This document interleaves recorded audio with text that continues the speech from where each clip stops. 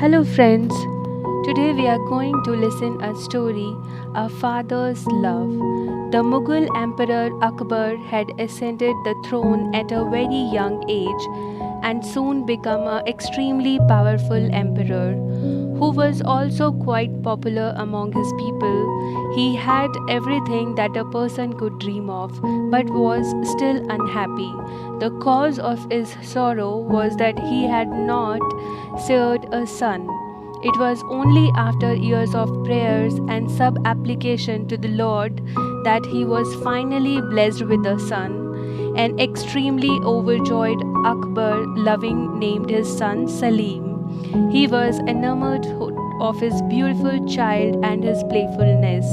One day, Akbar proudly asked Birbal, "Have you ever seen a child as beautiful, as naughty as Salim? Do you think he is extraordinarily beautiful and mischievous?" Laughing at the emperor's words, Birbal said, "Your Majesty, to tell you the truth, I don't think so, for I have seen thousands of other children like him." Without taking umbrage at the comment, Akbar laughed and said, "Birbal, your sense of humor has not diminished, has it?" In a firm tone but with head respectfully bowed, Birbal replied, "Your Majesty, I am not joking. I have really seen many children like Salim." This time, Akbar replied in a commanding tone, "All right then, present one such child before me."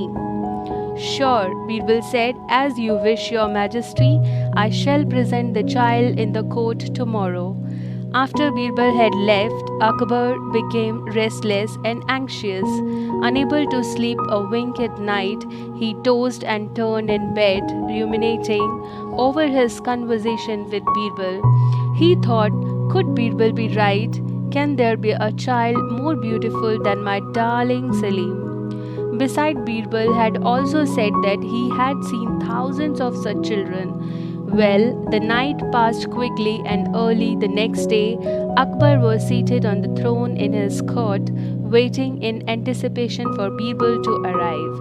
He knew Birbal always lived up to his promises and would soon reach the court with the child. And sure enough, Birbal entered the court at the scheduled time, accompanying him with a small child with a dark complexion, pockmarked face, and running nose. As soon as he saw the child, Akbar was furious and glowed at Birbal. "What kind of joke is this, Birbal? How could you even think of comparing my beautiful darling Salim to this child you have brought here?"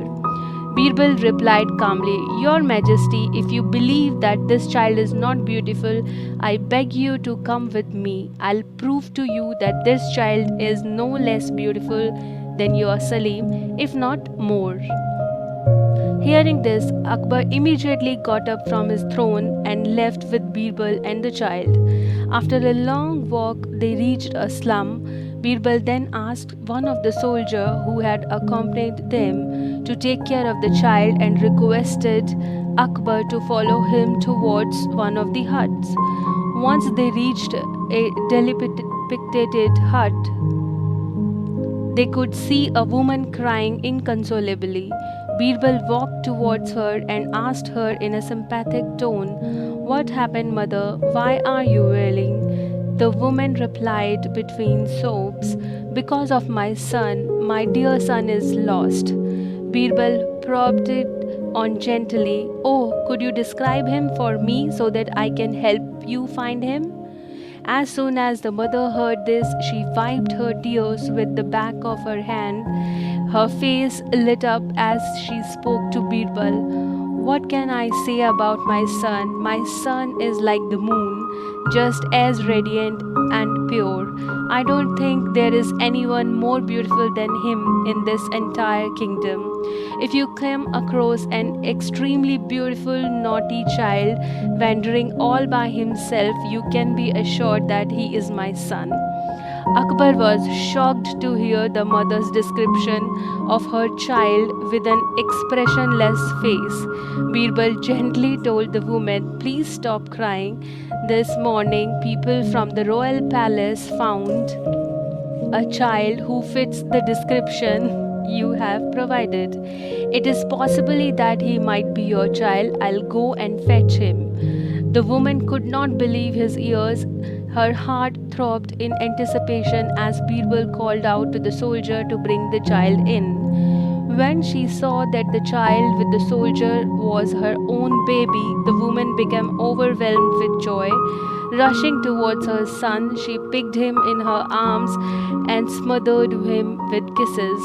With tears of joy streaming down her cheeks, she embraced him and repeatedly intoned, "My son, my moon." Perplexed at the spectacle before him, Akbar headed back towards the palace, leaving the child with his mother. On the way back, Akbar looked inquiringly at Birbal and asked, "What was this all about, Birbal?" Birbal replied with a smile, "It is a very simple and universal emotion, Your Majesty. All parents feel that only their child is the best. Hence, what you feel about Salim is nothing new at all." Akbar was quick to understand the import of Birbal's message.